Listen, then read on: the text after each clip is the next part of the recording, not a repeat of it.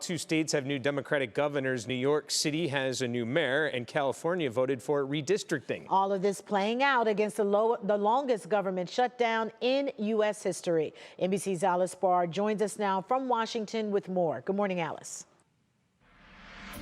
Good morning, Danita and Dave. At least one Republican senator says he's had bipartisan talks with other rank-and-file members that lead him to believe the government shutdown could end as soon as this week, now that the elections are over, with Democrats claiming big wins.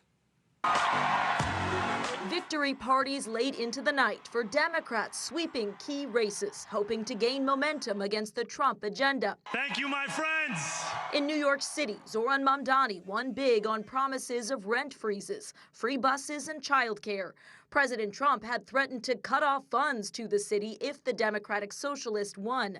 In his victory speech, the new mayor speaking directly to the president, telling him to turn the volume up. If anyone can show a nation betrayed by Donald Trump how to defeat him, it is the city that gave rise to him.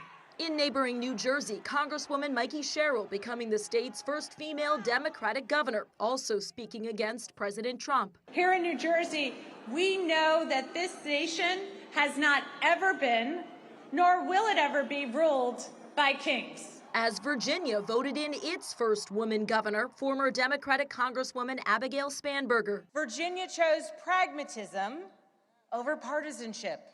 And in California, voters approved a measure to redraw congressional district lines to add more seats for Democrats, countering Trump-backed redistricting moves in red states like Texas.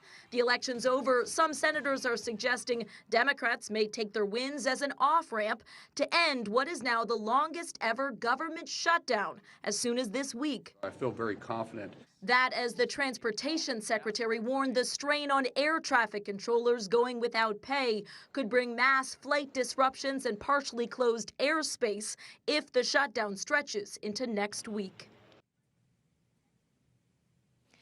President Trump distancing himself from the results, posted overnight that he was not on the ballot. Today, he hosts Republican senators at the White House before traveling to Miami for a business summit as the Supreme Court takes up the case today of the legality of his global tariffs.